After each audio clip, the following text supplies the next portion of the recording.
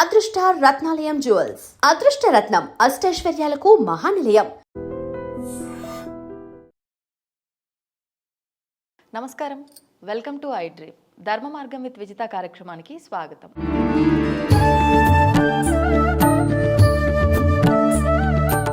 ప్రస్తుతం మనతో పాటు ఉన్నారు ప్రముఖ ఆధ్యాత్మికవేత్త శ్రీమతి రమాదేవి గారు. ఇప్పుడు అమ్మతో మాట్లాడి మరిన్ని విషయాలు తెలుసుకుందాం. నమస్కారం అమ్మా. నమస్తే అమ్మ, మనం కొన్ని నిత్యము ఆచరిస్తున్న విధానాల గురించి పెద్దవాళ్ళు చెప్తూ ఉంటారు. ఇలా చేయొద్దు, అలా చేయాలి, ఇది ఇలా ఉండాలి, ఇట్లా అని చెప్పి. అందులో భాగంగా మంగళవారం శుక్రవారం కనుక వస్తే మాత్రం మనం ఎవ్వరికి కూడా డబ్బులు ఇవ్వకూడదు అని చెప్పి అంటూ ఉంటారు. అంటే ఎందుకని ఈ విధానం చెప్పడం జరిగింది? ఇది శాస్త్ర ప్రకారంగా ఉందా, లేదంటే వాళ్ళకు తోచిన విధంగా వాళ్ళు చెప్పారా? ఇది ఏ రకంగా తీసుకోవాలి? మనకి శాస్త్రంలో ఉన్నది, అలాగే కొంతమంది అనుభవాలు జోడించింది కూడా ఇది.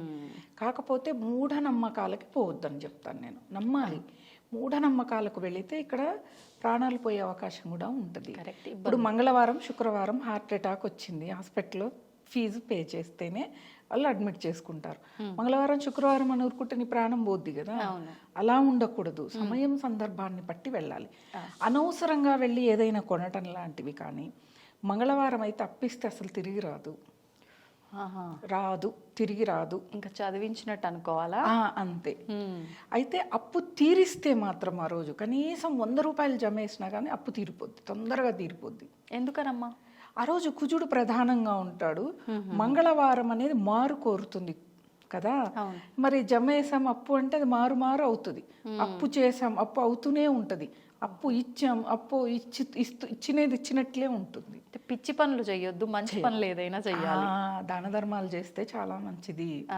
ఎవరికైనా ఎమర్జెన్సీ ఆ రోజు ఆరోగ్యం బాగలేదు అంటే ఇవ్వవచ్చు. ఇవ్వకుండా ఉంటే వాళ్ళు ఇబ్బందులు పడే అవకాశం ఉంటుంది. కాబట్టి అలా ఇవ్వచ్చు. అంతేకాని మనం ఇప్పుడు సోషల్ మీడియా యాప్స్ ఎక్కువయ్యే కొద్దీ ఎక్కువగా కొంటూ ఉంటాం. ఈ కొనడాలు అనవసరమైనవి. అంటే ఇంట్లో ఒక 4 కబోర్డులు 5 కబోర్డుల బట్టలు ఉంటాయి, కానీ ఆఫర్ల పిచ్చి ఎంత ఉందంటే జనాలకి. ముందు అసలు ఈ స్మార్ట్ ఫోన్ తీసేస్తే అందరి దగ్గర డబ్బులు లక్షల కోట్లలో మిగులుతాయి. అసలు అలాంటివి శుక్రవారం మంగళవారం చేయొద్దు, అవసరం లేదు కదా. ఒక పెళ్లి పనులు మొదలు పెట్టడం కానీ మంగళవారం చేయరు, శుక్రవారం చేయవచ్చు. లక్ష్మిని ఆరాధిస్తాం కాబట్టి ఆ రోజు మనం మంచి పనులు ఏవైనా మొదలు పెట్టచ్చు. మంగళవారం కూడా మనం అనుకుంటాం కానీ చెయ్యకూడని పనులే అనుకుంటాం. చేయవలసినవి చాలా ఉంటాయి మంగళవారం. ఒక ఆఫీస్ ఏదైనా మీటింగ్ అరేంజ్ చేయాలి, ఏదైనా కొత్త ప్రాజెక్ట్ అంటే ఆ మంగళవారం చాలా మంచిది. ఎవరినైనా కలవాలి, మంచి వక్తలనో లేకపోతే ఇంకేదైనా అంటే చాలా మంచిది. మంగళవారం మంచి చేస్తుంది. కాకపోతే మంగళవారం శుక్రవారం నూనెలు కొనరు, నూనెలు డబ్బులు పెట్టి కొనరు. అలాగే ఏదైనా పెళ్లి సంబంధమైన మాటలు మంగళవారం మాట్లాడరు, శుక్రవారం మాట్లాడవచ్చు. అది రాహుకాలం మినహాయింపుతో. మనకి ఉదయమే ఉంటుంది కదా రాహుకాలం, 10:30 నుంచి 12 వరకు. ఆ సమయం వదిలేసి యమగండాన్ని తీసేసి ఆ సమయంలో మాట్లాడుకోవచ్చు. మంగళవారం అయితే అస్సలు మాట్లాడకూడదు. మంగళవారం ఇటువంటి పనులు చేయకూడదు. పెళ్లికి సంబంధించిన ఏదైనా సంబంధం వస్తే మాట్లాడటం కానీ, పెళ్లి చూపులు చూపించడం అంటే మారు కోరుతుంది కదా. ఇంకంటే సంబంధం సెట్ అవ్వదు. మారు అంటే ఇంకా పెళ్లి సంబంధాలు చూపిస్తూనే ఉంటారు, అమ్మాయికి కానీ అబ్బాయికి కానీ. అలాంటివి వద్దు. జాతకాలు లాంటివి చూపించుకోవద్దు మంగళవారం. ఇలా ఉంటాయి. కానీ వీటికేం ఇప్పుడు మంగళవారం పండగ, మనకు వైకుంఠ ఏకాదశి మంగళవారం వచ్చింది.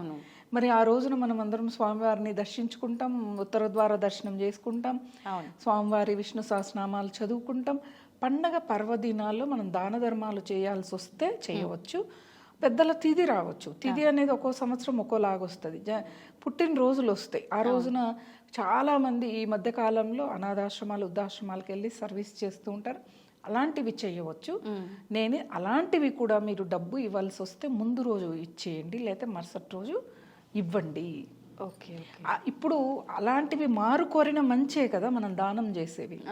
ఒకవేళ ఆ రోజు ఇచ్చినా కూడా అవి మారు కోరినా కానీ దాన ధర్మాలు ఎక్కువగా ఎంత చేస్తే అంత మంచిది కదా మనకి. కాబట్టి దాన ధర్మాలకి అలా ఏమీ లేదు, మనం చేసుకోవచ్చు. పుట్టినరోజులు చేసుకోవచ్చు. చాలా వరకు మంగళవారం నూతన వస్త్రాలు కూడా ధరించొద్దు అంటారు. కొంతమందికి జాతక రీత్యా మంగళవారం మంచిదై ఉంటుంది, వాళ్ళు ఆ రోజు నూతన వస్త్రాలు ధరించవచ్చు. అనుకూలంగా ఉంటే ఇది జాతక ప్రకారం ఉంటుంది. కొన్ని అందుకే శుక్రవారం అనుకో చాలామంది నూతన వస్త్రాలు ధరిస్తారు శుక్రవారం. ఎక్కువగా ప్రధానంగా కొన్ని ప్రాంతాలకు వెళ్తే ఎరుపుని ఎక్కువగా ధరిస్తారు శుక్రవారం. అమ్మవారికి ఎరుపు ఆకుపచ్చ ఇష్టం అని అలా ధరిస్తూ ఉంటారు. కాబట్టి వస్త్రాలు మంగళవారం కొత్తవి ధరించరు. పుట్టినరోజులు కానీ పెళ్లి రోజులు కానీ ఏదైనా ఇంట్లో శుభకార్యం ఏదన్నా మొదలు పెడితేనో నోములు లాంటివి అయితేనో నూతన వస్త్రాలు ధరిస్తారు. అలా ధరించవచ్చు. ఇప్పుడు మనకు శ్రావణ మాసంలో మంగళగౌరి నోములు ఉంటాయి. కొంతమంది 4 మంగళవారాలు కొత్తవి కడదాం, కొత్త పెళ్లి కూతురు కదా అని మొదటి సంవత్సరం అలా కట్టే వాళ్ళు ఉన్నారు. అలా కట్టుకోవచ్చు. మళ్ళా ఊరికే ఏ పని లేకుండా ఉంది కదా అని మాత్రం కట్టుకోవద్దు. జాతక రీత్యా కొంత నష్టం జరిగే అవకాశం ఇక్కడ ఉంటుంది మనకి. ఓహో, ఖచ్చితంగా ఇవన్నీ చూసుకోవాల్సిందే. ఈ మధ్య పండగ రోజు బట్టలు కాస్త పోయి ప్రతిరోజు పండగలాగా ఎప్పుడు కొనుకొచ్చి స్టాకులు పెడుతున్నాము. మీరు అన్నట్టు ఆఫర్లు ఇష్టం ఉన్నట్టుగా కట్టుకుంటాం. మనకి ఇంకా ఈ మధ్య కాలంలో ప్రపంచ దేశాలతో సన్నిహితం ఎక్కువై థ్యాంక్స్ గివింగ్లు ఎక్కువైపోయాయి. మనకి క్రిస్మస్ నుంచి సంక్రాంతి వరకు ఆఫర్లు నడుస్తూనే ఉంటాయి. అది దృష్టిలో పెట్టుకొని భారతదేశీయులు కూడా వస్త్రాల దగ్గర నుంచి ప్రతిదీ కూడా ఆఫర్లలో వేయటం మొదలు పెట్టారు, కొనటం. అలా అయిపోయింది. పూర్వకాలం ఎలా ఉండేది అంటే ఈ దసరాను ఉగాదు పెద్ద పండగలు పుట్టినరోజులో పెళ్లి రోజులు వస్తే ఒక 4-5 కొనుక్కొచ్చుకునేవాళ్ళు. ఇప్పుడు అలా కాదు, ప్రతిరోజు 5-6 కొనేవాళ్ళు కూడా ఉన్నారు. నిజం. ఇలా మనం కొన్ని కొనకుండా కొంచెం ఎక్కువగా భగవంతుడి మీద మంగళవారం ఎక్కువగా సాధన మొదలు పెడితే చాలా మంచిది రోజు. ఇప్పుడు అమ్మ ఒక డౌట్, ఇందాక మీరు అన్నారు హాస్పిటల్లో పెట్టాల్సిన దగ్గర అలాంటి దగ్గర కూడా మంగళవారం అని మూర్ఖంగా ఉండొద్దు. ఏదైనా అనారోగ్యం వచ్చి ఆ రోజు హాస్పిటల్కి వెళ్ళాల్సిన పరిస్థితి ఉంటే, అంటే పెద్ద పెద్దవి ఇంకా హార్ట్ అటాక్స్ అలాంటివి అంటే తప్పదు, కానీ ఏదైనా జలుబులు జ్వరాలు ఇలాంటివి వచ్చిన పిల్లలను మనము వెళ్తూ ఉంటాం. వెళ్ళొచ్చా వెళ్ళొద్దా? అంటే ఒకసారి వెళ్తే మళ్ళీ వెళ్తామనా? ఇప్పుడు ఇది మంచి క్వశ్చన్ మీరు అడిగారు. ఇప్పుడు జలుబు వస్తుంది, కొంతమందికి ఎక్కువైపోయి ఊపిరాడదు. చంటి బిడ్డలు అయితే ఇంకా అసలు ఏడ్చేస్తారు. వెళ్ళాలి ఆ రోజు. ఏది జనరల్ చెకప్ ఏదో 6 నెలలకో నెలకోసారో చేయించుకునే వాటికి డాక్టర్ని కలుద్దాము, ఏ కాలు నొప్పు అంటే ఒక్కరోజు పోస్ట్పోన్ చేసుకుంటే మంచిది. అట్లాంటివి ఎమర్జెన్సీలు వెళ్ళాలి. అదే నేను చెప్పాను, డబ్బులు కూడా పెట్టాలి ఆ రోజు. మామూలుగా అయితే మంగళవారం డబ్బులు శుక్రవారం తీయొద్దంటారు కదా. అనారోగ్య సమస్యలు వచ్చినప్పుడు ఇవ్వాల్సిందే, హాస్పిటల్కి వెళ్ళాల్సిందే. మారు కోరుతుంది అని ఆ రోజు వెళ్ళకపోతే చచ్చిపోయాక ఇంకేముంది, ఇంకేమీ ఉండదు.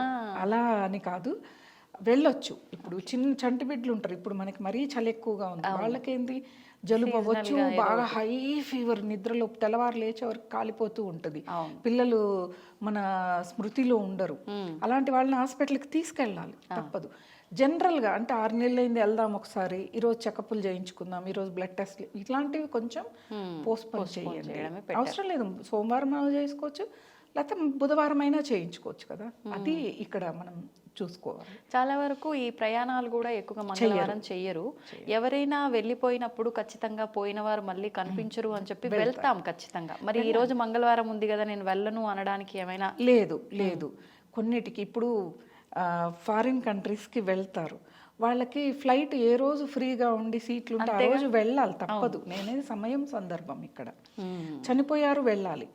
అయితే తిథులు కర్మలు మంగళవారాలు చేయరు కాబట్టి మనకు సమస్య ఉండదు. 15-16 రోజులు మంగళవారం వస్తే చెయ్యరు కూడా వాళ్ళు కూడా, కాబట్టి వెళ్ళం. ప్రయాణాలు అయితే మంగళవారం చెయ్యొద్దంటారు. ఎందుకంటే నేనే అనుభవిస్తున్నాను. ఓ సంవత్సరంన్నర క్రితము అనుకోకుండా మంగళవారం ఎందుకో ప్రయాణం చేశాము, నెలకు ఒకసారి తిరుగుతూనే ఉన్నాను అనమాట. అదే రీజన్ ఏదైనా కానీ, శుభకార్యం అవ్వచ్చు, పండగ అవ్వచ్చు, గృహప్రవేశం అవ్వచ్చు, ఏదన్నా కానీ. ఇది ఎంతవరకు ఉంటుందమ్మా? సంవత్సరంన్నర నుంచి జరుగుతుంది. ఒక్క నెల కూడా నేను కరెక్ట్గా హైదరాబాద్లో లేను. ఇంకే ఏం చేశా అంటే, ఒక మంగళవారం ఊరికి వెళ్ళా, ఆ రోజు రాత్రి తిరిగి మళ్ళా మా ఊరికి వచ్చేసాను అనమాట. అంటే అలా చెయ్యాలి. రిటర్న్ మన స్థావరానికి రావడం అదే రోజు ఎప్పుడైనా కానీ, అదే మంగళవారం మళ్ళీ వెనక్కి వచ్చాము అంటే అక్కడితో అక్కడ బ్రేక్ పడుతుంది అనమాట. అలా చేయాలి. ఇలా ఉంటాయి మంగళవారాలు. ఏదో వెళ్తున్నాం ఊరికి, ఎప్పుడో ఒక 2 రోజులు ఆగాక పెళ్ళిళ్ళు ఉన్నాయి, ఫంక్షన్లు ఉన్నాయి, మంగళవారం బయలుదేరకూడదు, ఓ రోజు ముందన్న బయలుదేరాలి. చేసిన తప్ప అక్కడ. అందుకే అనుభవంతో చెప్తున్నాం అనమాట. ఇవన్నీ నిజంగా అనుభవాలు చాలా బాగుంటాయి.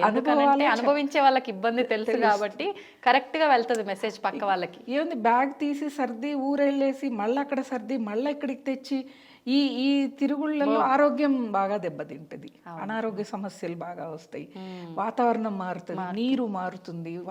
అంటే వాతావరణం అంటే హైదరాబాద్కి వస్తే పొల్యూషన్, అక్కడేమో పొల్యూషన్ ఉండదు ఊళ్ళల్లో. ఒక దగ్గర వెళ్ళి సెట్ అవుతున్నాం అనే లోపు పక్క నుంచి మళ్ళీ ఇటు వచ్చేస్తాం. ఇట్లా చాలా ఇబ్బందులు. ఇలా అలానే నేను ఇప్పుడు మీడియా కూడా దూరం అవటం ఈ సంవత్సరంన్నర నుంచి నేను ఎక్కడ ఇవ్వట్లేదు, నేను స్థిరంగా ఉండట్లేదు అక్కడ. అది కారణం. అందుకే కొన్ని రోజుల్లో పెద్దవాళ్ళు ఎందుకు అంటే ఇక నాలాంటి అనుభవస్తులు రాస్తారు అంతే, మీకు తొందరగా రియలైజ్ అయింది అలా. సంతోషం అమ్మా, చాలా చక్కటి వివరణ. అంటే ప్రతి ఒక్కరిలోనూ అనుమానాలు ఉంటాయి, అంటే ఇది ఆచరించవచ్చు, మరి ఎటువంటి సందర్భాల్లో ఆచరించవచ్చు అనే సందర్భం చూసుకోవాలి. అంతే మంగళవారం హాస్పిటల్కి వెళ్ళొద్దు అంటే హార్ట్ అటాక్ వస్తేనో పెరాలసిస్ వస్తేనో వెళ్ళొద్దు అనేది తప్పది, వెళ్ళాలి. ఇక్కడ సందర్భం వేరు కదా. అవును. ధన్యవాదాలమ్మా.